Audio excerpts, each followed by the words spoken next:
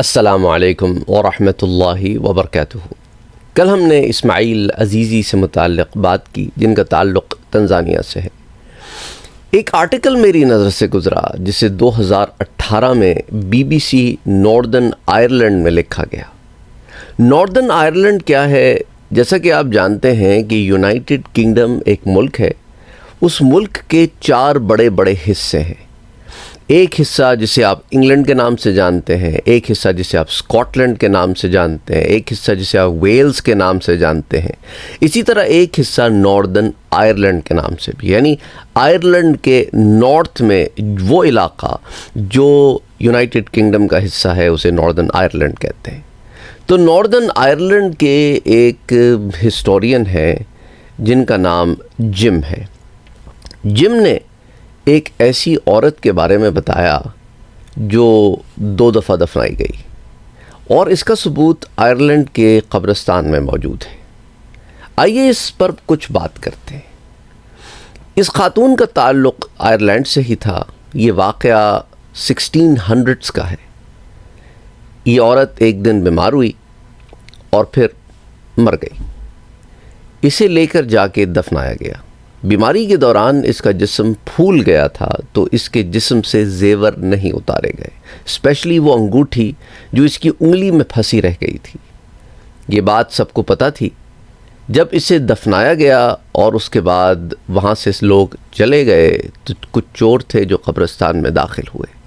اس کی قبر کو کھودا اور کوشش کی کہ اس انگوٹھی کو نکال لیں، لیکن انگوٹھی نہیں نکلی۔ تو انہوں نے انگوٹھی کو کاٹنے کی کوشش کی تو اسی اثنا میں اس عورت کی انگلی پر بھی ضرب لگی۔ ضرب اتنی زیادہ شدید تھی کہ اس کی تکلیف سے اس عورت نے آنکھیں کھول دیں، گویا وہ کوما سے واپس زندگی کی طرف آ گئی۔ یہ دیکھ کر چوروں کی تو حواس باختہ ہو گئے۔ وہ وہاں سے بھاگ کھڑے ہوئے۔ عورت اپنے گھر کی طرف چلتی بنی۔ اب عورت کا شوہر اس کے بچوں کو لے کے گھر میں بیٹھا ہوا تھا کہ اچانک دروازے پہ دستک ہوئی۔ تو شوہر نے بچوں سے کہا کہ اگر تمہاری ماں زندہ ہوتی تو یوں ہی دروازے پہ دستک دیتی، یعنی کچھ لوگوں کا کچھ انداز ہوتا ہے نا دستک دینے کا۔ اب جب وہ اٹھا اور اس نے دروازہ کھولا اور سامنے اپنی مردہ بیوی جو مری ہوئی تھی اسے زندہ حالت میں دیکھا تو وہیں اس کا ہارٹ فیل ہو گیا شوق سے، اور وہ مر گیا۔ تو وہ قبر جو اس کی بیوی کے لیے تیار کی گئی تھی اسی قبر میں اسے بھی دفنایا گیا۔ اب اس عورت نے اپنے بچوں کو لیا اور اپنی زندگی بسر کرنے لگ گئی، لیکن کتنے دن؟ آخر شی میریڈ اگین، اس نے دوبارہ شادی کر لی۔ اس سے اسے ایک اور بچہ بھی پیدا ہوا۔ اس کے بعد بوڑھی ہو کے وہ مر گئی۔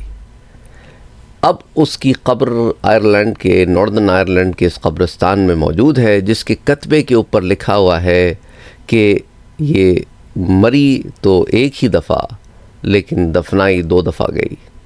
بہرحال اس کے اوپر پھر مختلف ہسٹورینز کے مختلف آراء موجود ہیں۔ اب ایک ہسٹورین کی آراء تو وہ ہیں جو میں نے آپ کے سامنے ذکر کی، اور بعض ہسٹورینز کہتے ہیں کہ پھر ہم نے اس عورت کے ریکٹس تلاش کرنے شروع کیے تو ہمیں کہیں کہیں اس کے کچھ ریکٹس مل گئے کہ واقعی اس نام کی ایک عورت ایگزسٹ کرتی تھی 1600s میں، اور اس کی شادی بھی ہوئی تھی، اس کے بچے بھی تھے، لیکن اس عورت کی ہمیں پیرش سے، یعنی کہ ان کے ہاں جو چرچ کے اندر رجسٹری ہوتی تھی نا، جو چرچ ممبرز ہوتے تھے، اس کی کوئی برتھ سرٹیفکیٹ یا اس طرح کا کوئی مزید جو ہے وہ چیزیں نہیں مل سکیں۔ بعض کہتے ہیں کہ اس کے کچھ شناخت جو ہے وہ وقت اور حالات میں ڈسٹروائے ہو گئی۔ بعض کہتے ہیں کہ بھئی اس عورت کی قبر جو ہے وہ تو اس مقام پر ہوگی، لیکن یہ جو کتبہ اس کی قبر پہ لگا ہوا ہے جو آج ہم اور آپ دیکھتے ہیں، یہ کتبہ پرانا نہیں ہے۔ یہ کتبہ جو ہے وہ 1800s کے اندر بنایا گیا تھا، اور کتبے بنانے والے ایک شخص نے اس کتبے کو بنا کے یہاں لگا دیا تھا۔ اب یہ کہانی مشہور اس لیے بھی ہو گئی کیونکہ یہ ایک قسم کا ٹورزم سپاٹ بن گیا ہے کہ جو لوگ ناردرن آئرلینڈ ٹورزم کے لیے جاتے ہیں وہ اس قبر کے پاس بھی آتے ہیں اور انہیں پھر یہ کہانی سنائی جاتی ہے۔ اللہ بہتر جانتا ہے. بعض کہانیاں ایسی ہی مشہور ہو جاتی ہیں. اسی طرح یہی ہسٹورین جم صاحب ایک اور کہانی بھی بتاتے ہیں.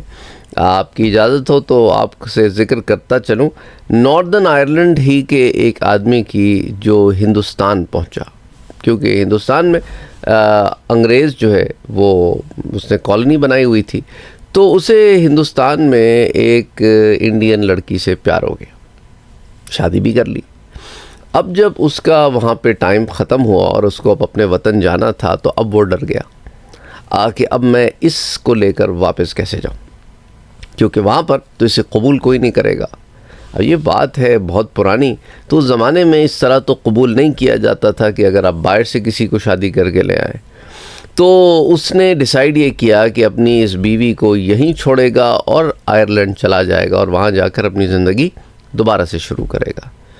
اب یہ بات اس کی بیوی کو بہت کھلی، تو اس نے جب یہ کشتی میں بیٹھا یا شپ میں بیٹھا اور روانہ ہو رہا تھا تو اسی پانی میں اس عورت نے کچھ اس کو کرس کیا اور اس کے بعد چھلانگ لگا دی اور ڈوب کے مر گئی. یہ آئرلینڈ پہنچ گیا اور وہاں پر جا کر اس نے اپنے لیے بیوی تلاش کرنی شروع کی. اس کو ایک عورت مل بھی گئی، پسند بھی آ گئی، بات طے بھی ہو گئی، اور شادی سے پہلے کسی وجہ سے اس عورت نے انکار کر دیا.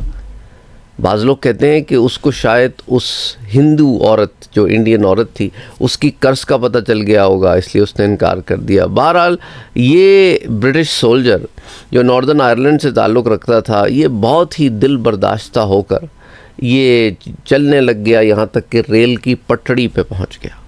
ریل کی پٹڑی پر پہنچا تو وہاں سے جو ٹرین ہے، جو زمانے میں میل سسٹمز میں ٹرین بہت استعمال ہوتی تھی ایک جگہ سے دوسری جگہ میل لے کے جانے کے لیے، تو اس پٹڑی پر ایک اسی طرح کی ٹرین نے آ کے اسے ٹکر ماری اور وہ تڑپ کر وہی مر گیا. اور ہسٹورینز کہتے ہیں کہ اسی ٹرین میں وہ خط بھی تھا جو اس آدمی کی محبوبہ کا تھا، جو جس سے یہ شادی کرنے والا تھا، جس نے انکار کر دیا تھا، اور اس نے پھر بعد میں سے خط لکھا کہ اب میں راضی ہوں تم سے شادی کرنے کے لیے. بہرحال اس طرح کی بہت ساری کہانیاں مختلف کلچرز کے اندر پائی جاتی ہیں.